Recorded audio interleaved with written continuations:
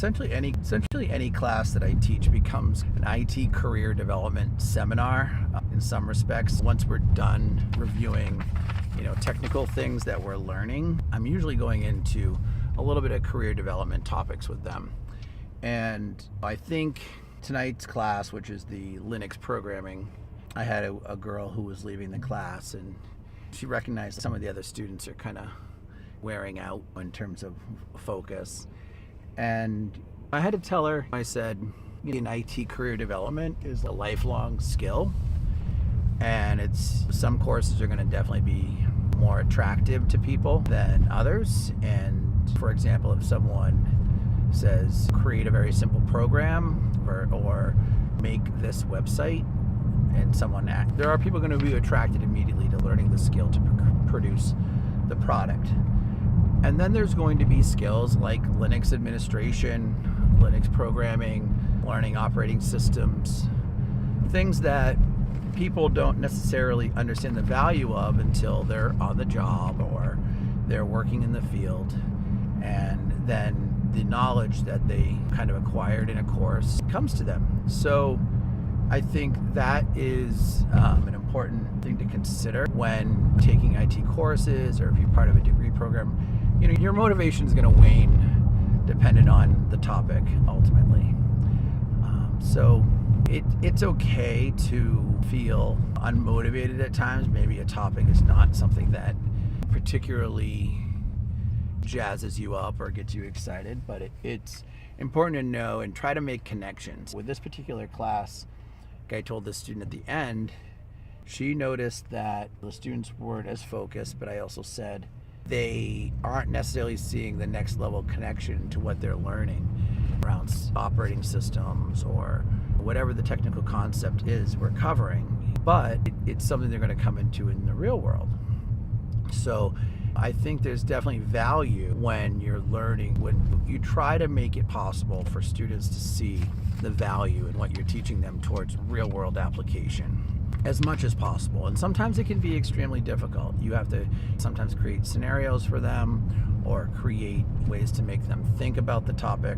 And I think that's a huge step. That's a big step, is making them think, period, and making them think actively about the topic they're learning and how they're going to apply the skills. So in this particular topic, it's Linux system administration and managing how they would manage a Linux server and what is possible and what are the considerations for that type of work.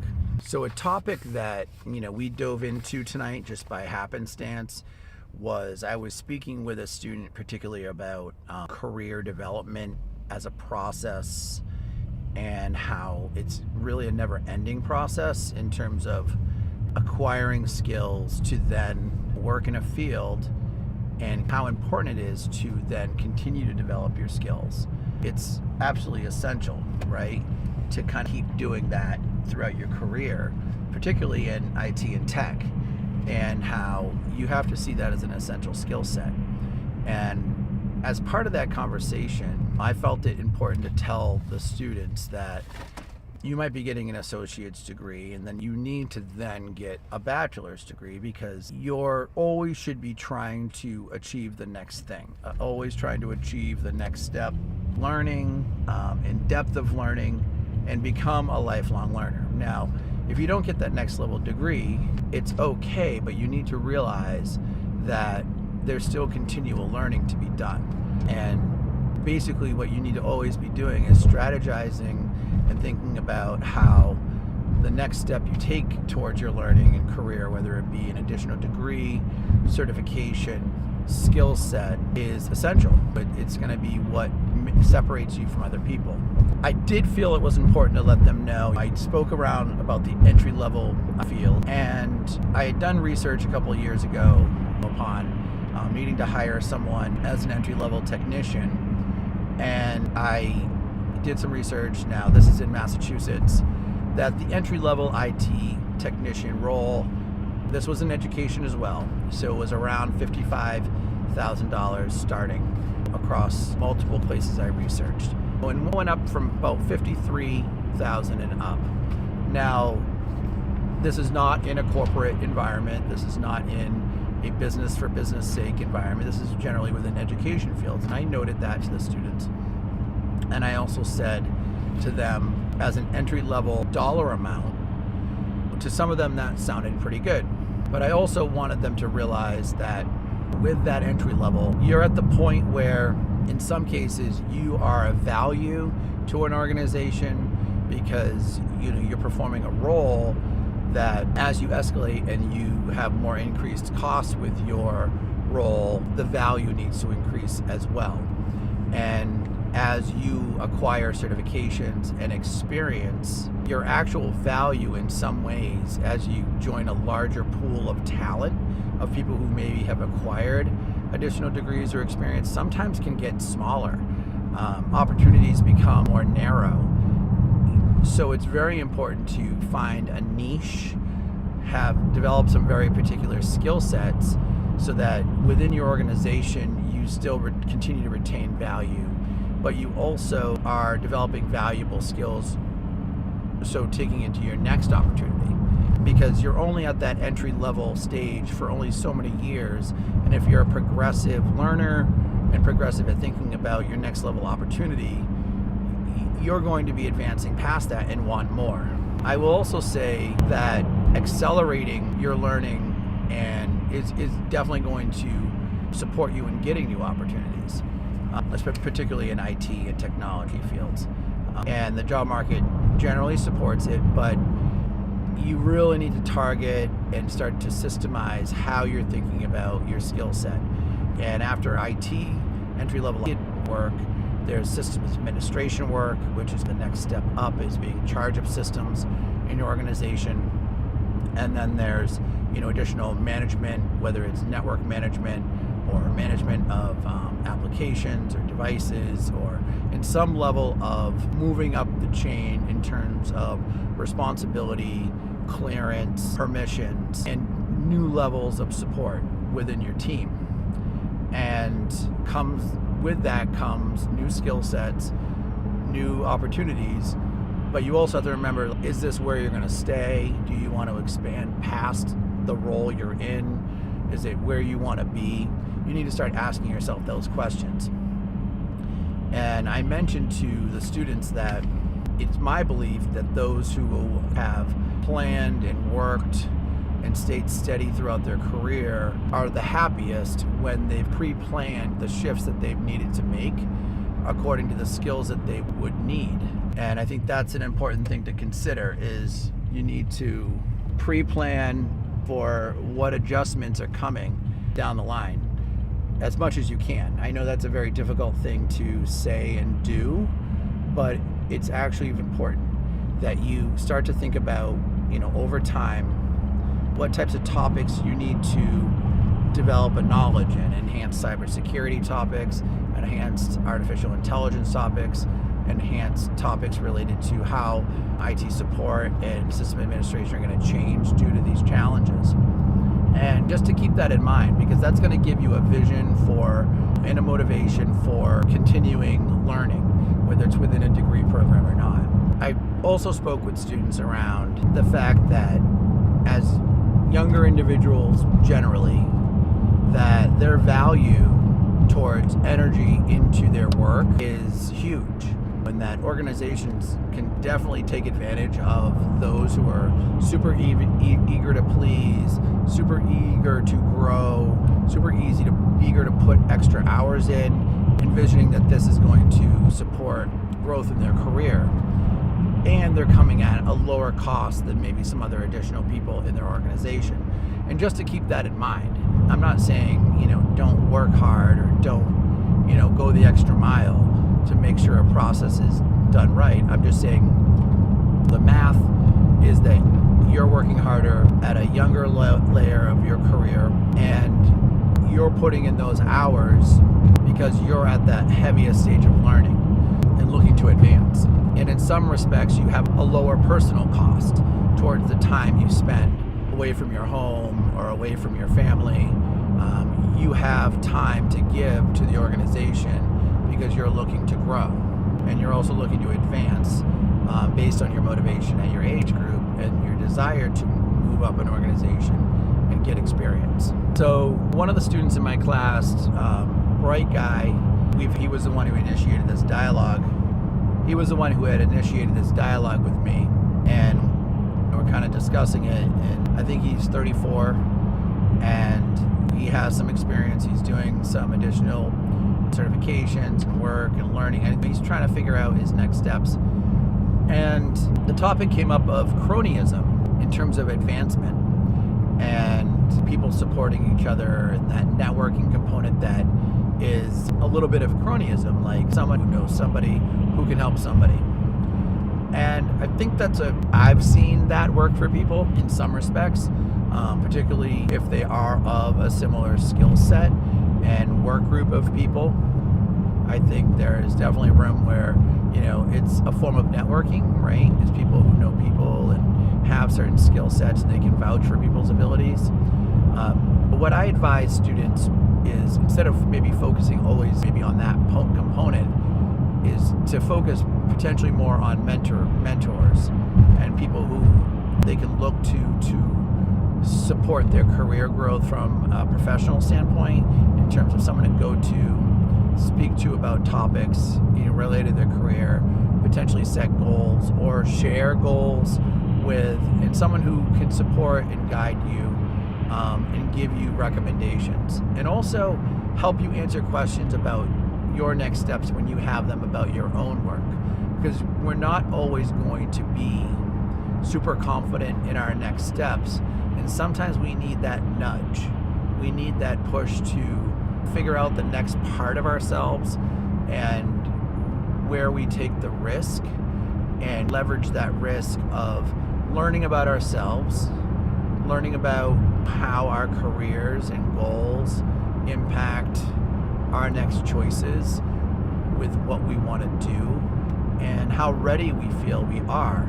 And it's important to find people that can be a mentor, who can really be a listener and support those types of discussions, maybe sometimes more than what a peer is going to. Maybe it can be great for networking and sharing a contact or information or vouch for you and your abilities at a table, but sometimes the work is a bit deeper than that. So based on that conversation, it broke into a little bit of discussion around perseverance with learning, and topically around in IT careers, specifically perseverance with learning technical skills, that soft skill of perseverance. And what I encourage the students to at that point is to understand that if they're not failing at something, then they're probably not learning, and they have to understand that failure is a very important part of learning, and understanding why something didn't work, and learning how to leverage making changes in their lives. Basically growing to a stage in which they can learn how to make shifts, because if you don't know how to make changes, you forget sometimes, and you lose the comfort level with making the necessary changes you need to make. And you also forget how to leverage the risks associated with change, and how those risks impact learning and not learning as well. Because if you're not taking enough risk, you're probably becoming a little stagnant. And if you're taking too much risk, you're probably putting yourself at a liability. But at the end of the day, what is happening to your learning in the current environment you're in? Is it growing? Are you growing? What does that look like? And at different stages of your career, you're going to see that differently based on how thoughts of stability or other topics and considerations related to that. I really think that the idea of taking on a challenge, understanding why you're not successful, is important. And you also have to realize that keeping yourself safe is not helping you grow. And you need to leverage and find ways to grow if you're keeping yourself safe in other ways. You need to find ways to grow in the way that you need to grow, not just growth for growth's sake, and in a way that maybe isn't what you really want to be doing. But ultimately, failure creates a new dynamic. And one thing I did speak to the students and say was, you need to basically fail at something that you work hard at to know what it's like so you can go back to it and work at it again. And do it until you realize why you failed, what steps you're going to take to not fail again or do better. And that's going to measure whether or not you really want it. If you're taking side steps to what you really want, that's going to show in the results. That's going to show in your outcomes. So you got to be passionate and committed to what you want in order for it to be successful. And understand that is going to be a big part that determines your success.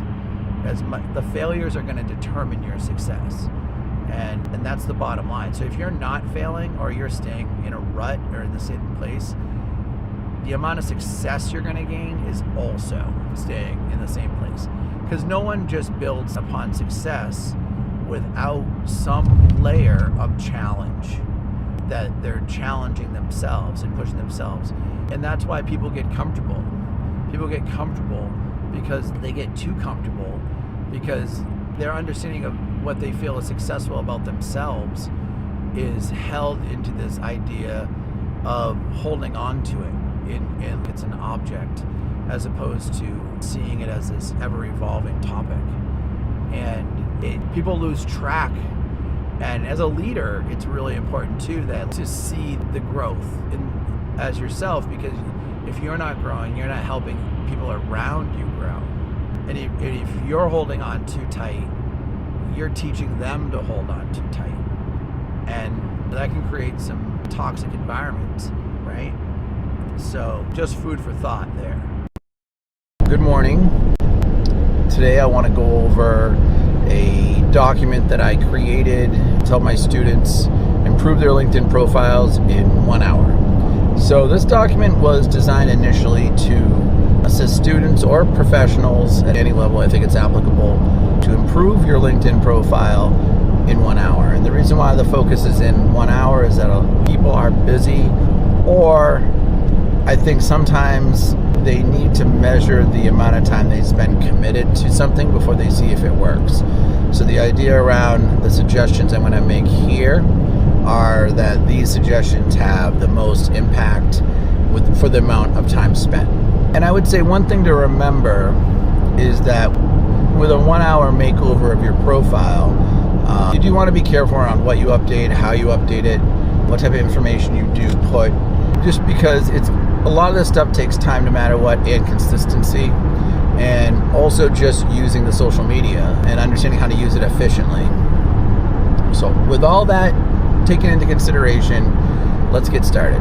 The top priority for your LinkedIn profile, if you're going to be starting an update in 1 hour, is crafting a headline that attracts, whether it's recruiters in some instance, or just interest in your profile for the area and topic that you want your next opportunity in. So you want to take about 20 minutes and really think about crafting a headline, professional, looking for the ideal opportunity, or something specific around maybe a completed piece of training that now leads to an opportunity. Take some time, take 20 minutes, really think about crafting a headline that is going to attract people to your profile. Now within the headline, it's also ideal that you have the title or role of the position that you want. This is important because not only can people associate this title and position with you, but also it becomes searchable. So you want to think about the headline being almost like a video title on YouTube or the title of a document.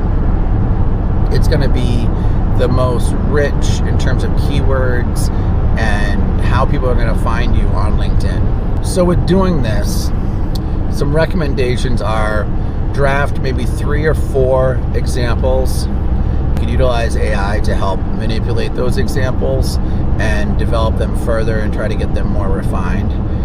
But definitely want to draft out 3 or 4 examples. One could be if you're seeking a new position, one could be playing upon your current existing positions, highlights or skill set. But make sure that you have a position that you either are aspiring to, a title of a position that you have that can help attract people to you, but ultimately you're selling yourself within the headline.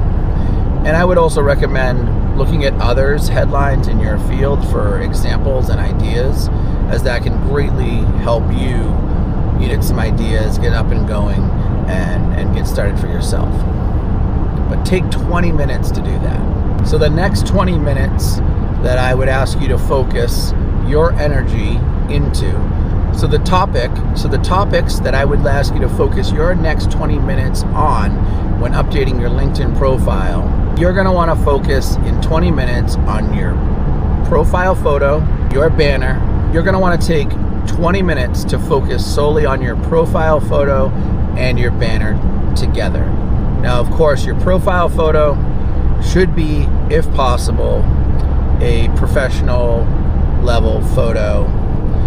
If it's not a professional headshot, or you don't have access to the resources for a professional headshot, try to get a nice photo with some nice daylighting, balanced, not too dark, not overexposed.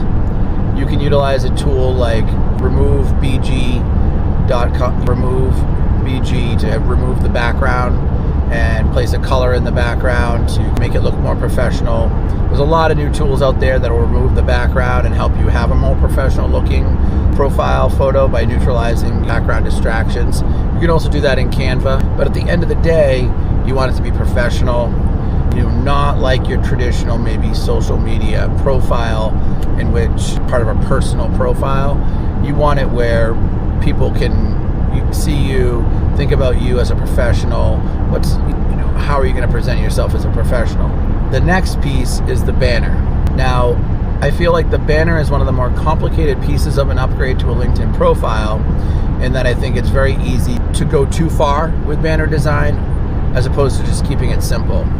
I think some people do a really good job of keeping it simple and effective, and some people go a little too far and it can become distracting. I think with a banner, you do want something that hints at your field, like technology, or if it's another area, maybe it's human resources. But I would err on the side of simplicity. One recommendation here is, first, look at other people's banners and look at the number of elements on the banner. Do they have their names? Do they have text or a name of a business or their own business on the banner? How is it formatted? What are the colors that are being used? I would first do a little bit of research in that area. Look at the banners. Pick 2 or 3 of your favorites. Understand why you like them. Is it because of a professional? Is it because they're professional? Is it because they're nice looking, you like the colors? Then write those notes down and then go into Canva.com and look under the templates for LinkedIn banners. Now look at the LinkedIn banner templates and see if you can find a template which matches some of the same features that you found that you liked in those examples. Then identify those templates and see if you can begin crafting with those templates. You want to see if you can then recreate a similar banner, something that's for you and your personal needs. Now, always err on the side of simplicity. Don't add too many layers. Don't add too many distractions, as sometimes the banner can become a distraction from the content on your page. At the end of the day, including maybe a personal branding website, your name, potentially a slogan related to personal branding for yourself. You can keep it simple with nice colors. Ideally, it will complement anything in your profile photo. So if you used a light purple background in your profile photo, does that work with your banner? Don't pick clashing colors. Don't pick things that are going to clash together. And stylistically, they look the same. You want to bring them together. I would say less is definitely more with the banner. That's a piece that you can develop over time. But in 20 minutes, you can do something very quick, simple, and effective. And that's why it's one of the most effective things you can update quickly. The third area that you're going to want to spend 20 minutes in is the About section. So for all of the sections up to now, you could have spent 0 to 10 minutes, 0 to 20 minutes. I think potentially you may have had a section done, may have taken you less time. I think the About section is a very good place that if you're going to spend a quality amount of time, maybe the total 20 minutes, focus on an area, this is where you're going to get the most bang for your buck in terms of time, in terms of people understanding who you are, and impact on understanding who you are, and ultimately impact on your profile. This is where you're going to write about your experience, about your message. It's basically a chance to have an about page around you. You need to remember that the About section is all about how you're explaining to anyone who visits your profile what your current experiences are, what potential you might be looking for, your status as a learner, your status as a job seeker, your past experiences which really lend to your future experiences. That's what you want to put in this area. And you want to craft this in a way that is professional. It's almost as if the About section on a personal website. And you may have a personal website. So this is a place where you can begin to utilize some of that text if you have a personal website. Most people don't always have a personal website, so you want to think about the LinkedIn profile as your personal website. You also want to remember that your LinkedIn profile can be a downloadable PDF resume.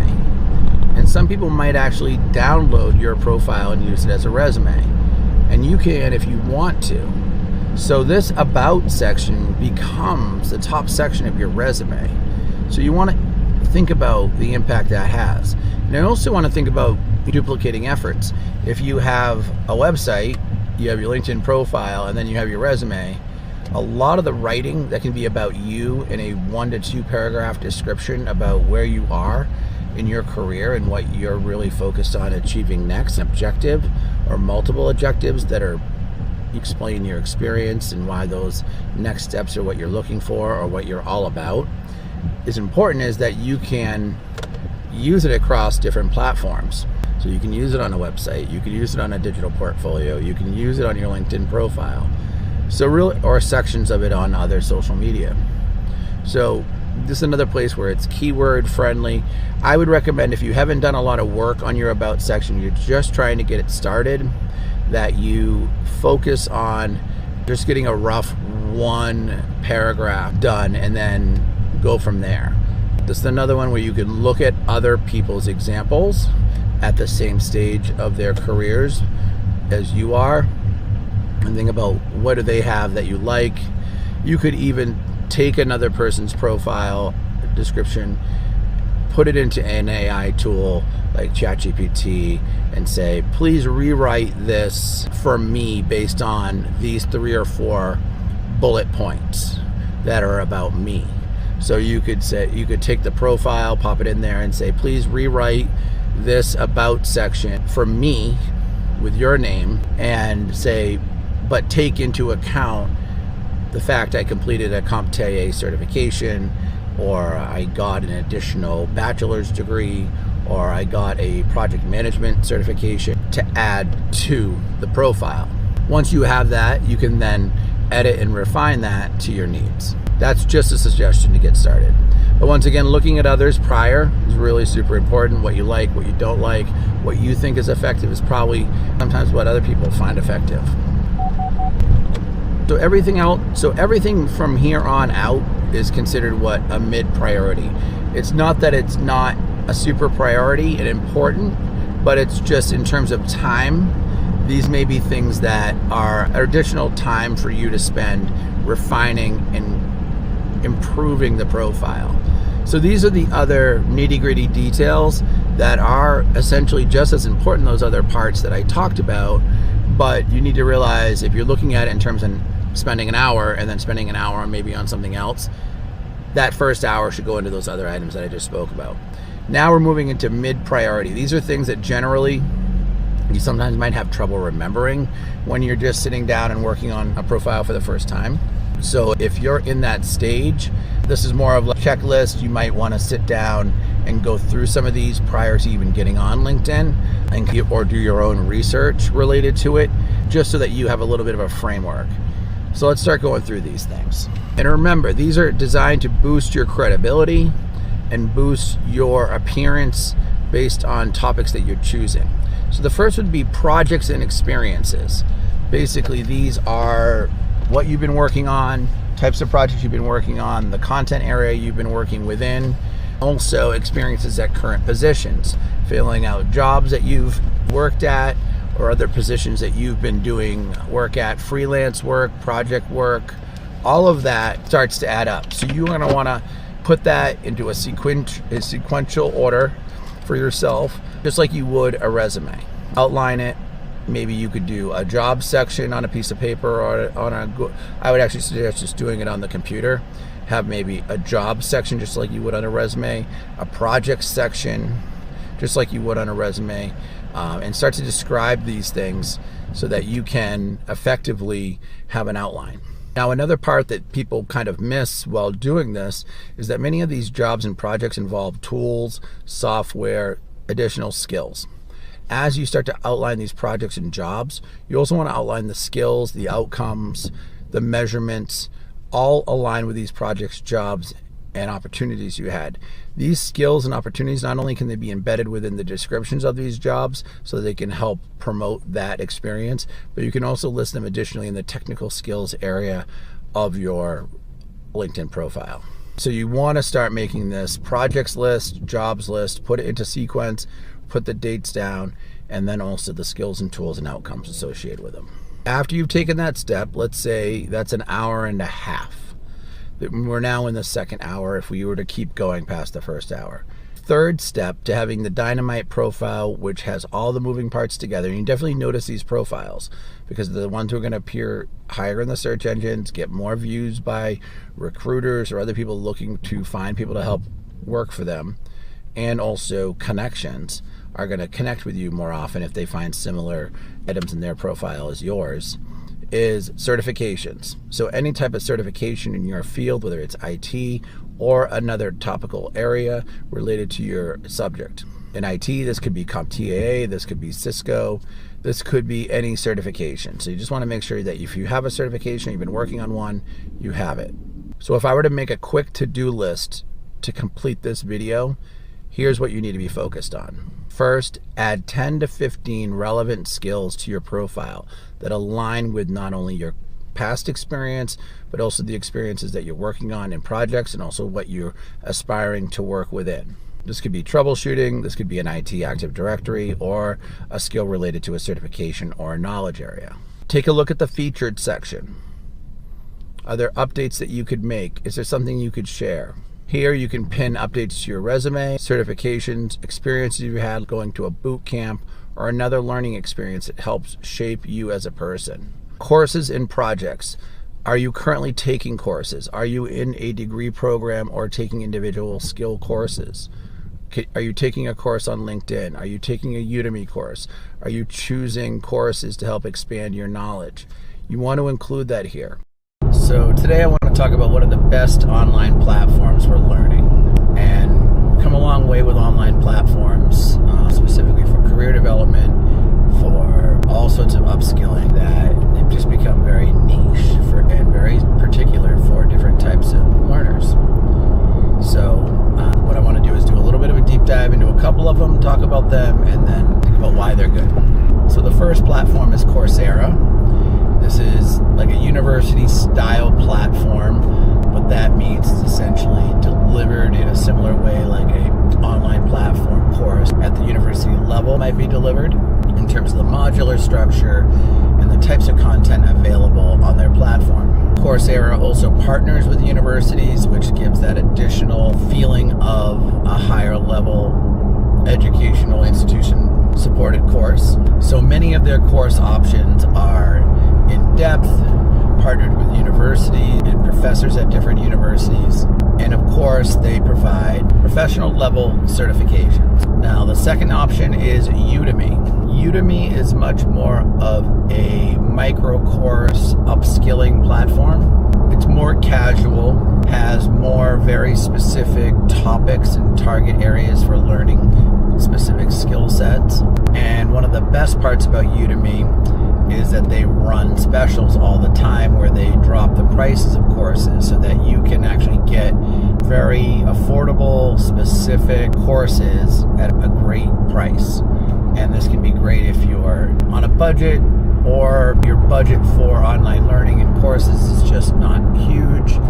And there's a lot of different options. So they're not all structured as longer format courses as some of the Coursera courses are, so that you can get some more specific skills in a shorter period of time. And with any sort of special deal that they may have running, you can get it at a very affordable price. The next option is LinkedIn Learning.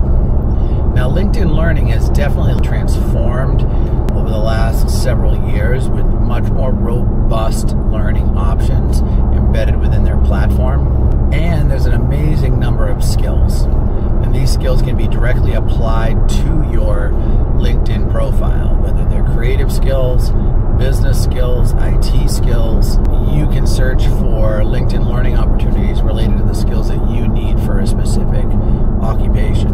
And once you complete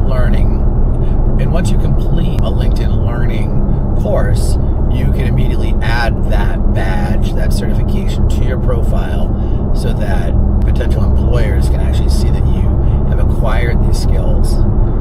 And I would say actually several years ago, I was looking at some of the courses and I was very impressed with the depth and the robustness of their courses, even in their programming courses, and the variety of skills that they offer through LinkedIn is pretty great.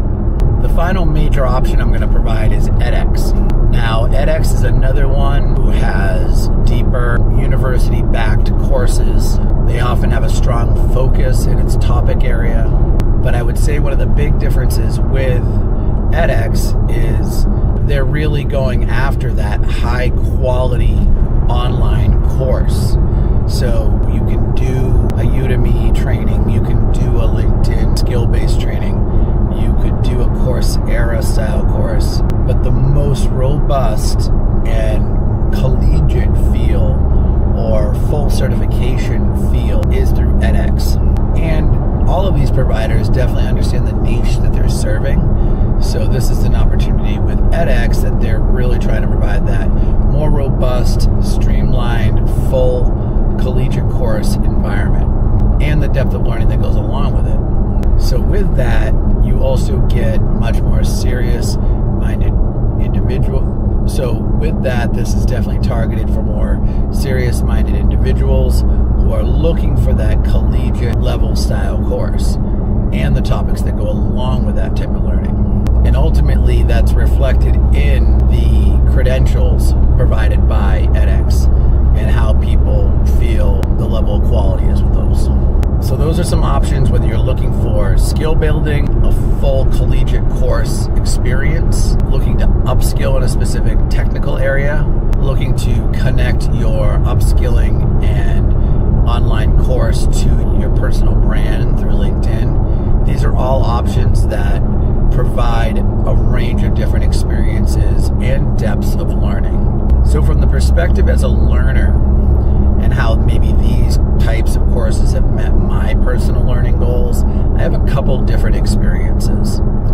So with Coursera, an example of a course with them is the Google IT Support Certificate. Now, that's a certificate level course, not as deep as the CompTIA, but still a full course offered through Coursera, and it has the depth of a mini course, often 8 to 10 modules with topics and assessments and elements to help you show what you've learned.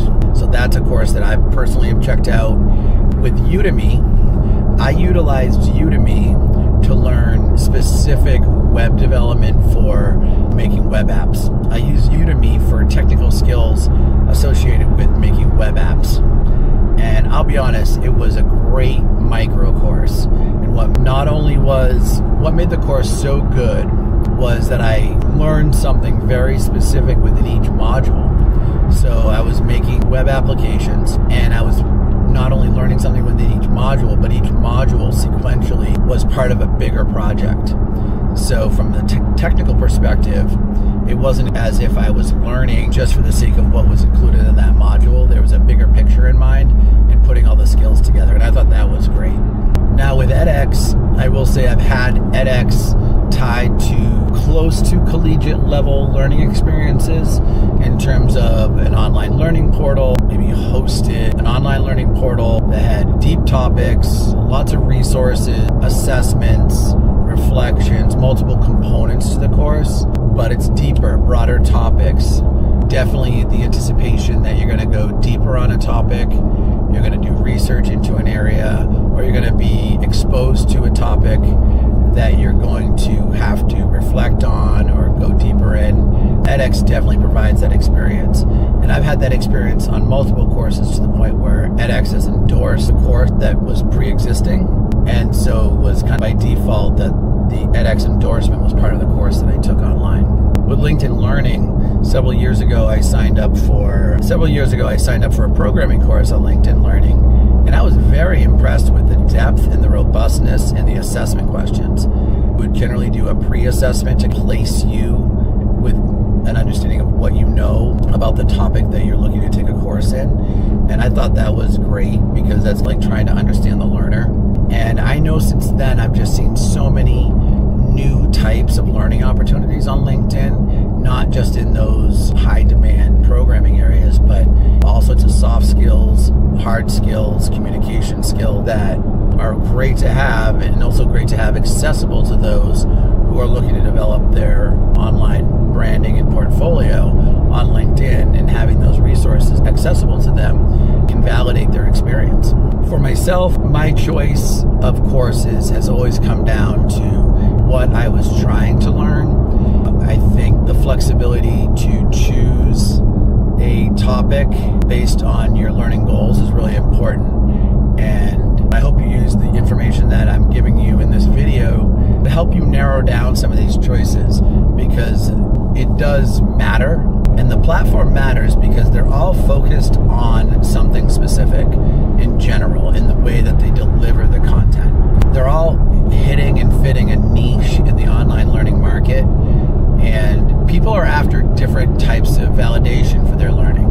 You might be taking a course for your workplace that is a deeper topic that might be on either Coursera or, with edX being a little bit of a deeper platform, you might be looking to just on a weekend explore a couple different skills in learning programming or another technical skill. And that's where you might want to look at LinkedIn or Udemy. So at the end of the day, your choice in these platforms is really targeted towards what you're trying to learn, your time frame for learning it, and also your budget.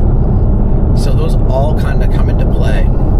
And the great part of the majority of these a great part of these platforms is a majority of them offer an opportunity to see the content, explore a course, see how it's delivered. And I think that's going to give you the best idea of whether or not you want to continue using the platform. Do you have the feeling? Are you learning within the resources that you've been provided? So if you wanted to do a quick assessment for yourself, if you can get free access to one of these courses, if you can get free access to one of these platforms for your course, I really suggest self-assess your learning within one of the modules. Were you getting information that you didn't know before? Were you provided resources that you thought were really supporting what you were trying to learn? And did you learn something that got you excited about the topic to the level where you felt like you wanted to experience the next module? I think that's the feeling you really want within an online course, because online course completion rates are really so low. There's so much taste testing per se with online courses that it's kind of just how it is. The learning is so accessible now through these resources that there's an expectation that you taste test a bit of the learning you want to do and find the best platform that fits your needs. But be sure that you can if you're really interested in validating what you learned with an employer, be sure that you have that base covered as well. And if you care about the robustness of the platform or the perception of the robustness of the platform, take that into mind as well. And you're going to have to weigh the pros and the cons of the cost versus the benefit, and check and see if there's a certification you're trying to get or there's additional learning or credits that you're trying to get. Can some of these courses resources, support some of the learning to support you with that learning in your workplace or in school. Just something to think about is there transferable certifications, and is there transferable learning that since you took this course you can apply elsewhere? All important questions if you're doing a longer investment into the topic. But I appreciate you checking out the video. Hopefully you've begun exploring some of these tools, and definitely it matters what type of topic you're doing a deep dive into, what your timeline is, and how much you want to spend. So I appreciate you checking out the video, and hopefully you find the course of your dreams out there and you're successful. Please feel free to reach out if you need any assistance. Please like and subscribe for more content like this, and I appreciate your time. Hello and welcome. In this video, we're going to explore how educators can use Google's Notebook LM, a powerful AI tool designed to revolutionize how we interact with documents and information. We'll look at how Notebook LM can help teachers work with many of the text we use daily for lesson planning, and how it can help us synthesize information, remember key points, and create new learning resources for students. Often, the sheer volume of words in our teaching resources can be overwhelming, but Notebook LM can help us dive into these materials more effectively. Some of the key features I'd like to discuss about Notebook LM is its AI-powered information organization and summarization, its interactive chat in course materials, time-saving lesson planning. So here are some of the key features of Notebook LM that I'm going to cover. Its AI-powered information organization and summarization, its interactive chat in course materials, time-saving lesson planning, AI-powered note management, audio summaries, responsible use guidelines, getting started with the tool, the importance of user feedback, and next steps in getting access. What is Notebook LM? Notebook LM is a tool designed for organizing and summarizing information, acting as an AI research assistant and note-taking companion. It analyzes, summarizes, and provides insights based on the documents you upload. Think of it as a way to converse with your course materials, whether it's a textbook, lecture notes, or even YouTube videos. It uses advanced AI to help you navigate complex information, providing source overviews that include summaries, key topics, and suggested questions to help enhance your understanding of the materials. Notebook LM provides AI insights, document organization, and lesson planning capabilities. One of the most significant benefits of Notebook LM is that it saves teachers time on lesson planning. It can quickly generate study guides, FAQs, tables of content, timelines, and briefing documents from uploaded materials. Additionally, it offers audio summaries of source materials, allowing educators to review content on the go. Notebook LM also helps teachers stay organized with its AI-powered note management. By uploading multiple sources and generating summaries, key topics, and questions, teachers can better manage and organize their course materials. These tools can free up valuable time, allowing teachers to focus more on instruction and student engagement. When using Notebook LM, it is important to follow the district's policies on data privacy. Google has also stated that Notebook LM won't use your personal data to train its AI models, which is an important consideration for privacy. Always ensure you avoid uploading sensitive or student identifiable information to protect privacy, and always review the AI-generated content for accuracy before using it in your classroom. This ensures that the information you share with your students is correct and appropriate. Remember, while Notebook LM is a powerful tool, it should be used responsibly and ethically. To begin using Notebook LM, you'll need to start by requesting access, which may involve completing a Google form. Once you have access, the first step is to log into the Notebook LM. From there, you can start by uploading your documents and beginning to explore the tool's many features, including the chat interface, the various resource generation tools, and audio summary option. You can start by uploading your documents and beginning to explore the tool's many features, including the chat interface, the various resource generation tools, and the audio summary option. Experimenting with different features can help you understand how Notebook LM can best support your teaching practices. If you need assistance or additional training, there are help and training resources available. For Notebook LM, although the specific locations are not identified in your sources, it's important to remember that as a new tool, your feedback is invaluable for improvement. So do provide your thoughts and suggestions to the developers. Together, we can ensure that Notebook LM continues to evolve to meet the needs of educators. To get started with this tool, complete the form to request access to Notebook LM, take the time to explore the tool responsibly, and begin using it to enhance your teaching practices. By integrating Notebook LM into your teaching workflow, you can unlock new ways to engage with your materials, deepen your understanding, and enhance learning outcomes for your students. Thank you for your dedication to being an innovative educator. I think the flexibility to choose a topic based on your learning goals is really important. And I hope you use the information that I'm giving you in this video to help you narrow down some of these choices, because it does matter.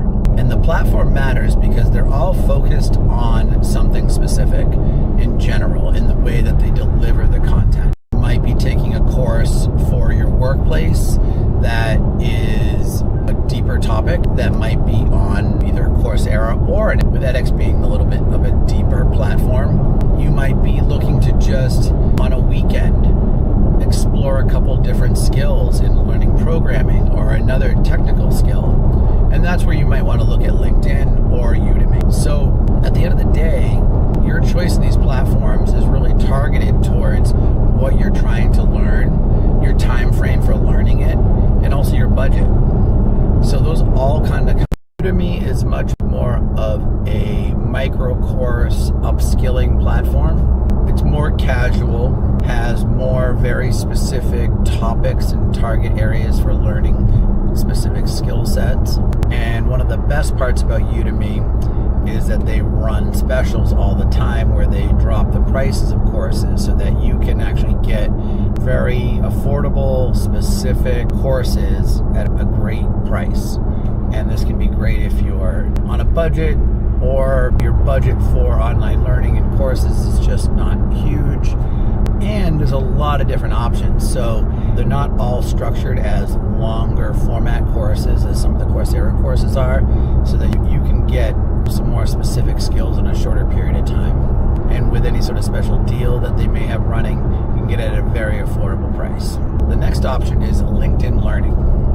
Now, LinkedIn Learning has definitely transformed over the last several years with much more robust learning options embedded within their platform. And there's an amazing number of skills. And these skills can be directly applied to your LinkedIn profile, whether they're creative skills, business skills, IT skills,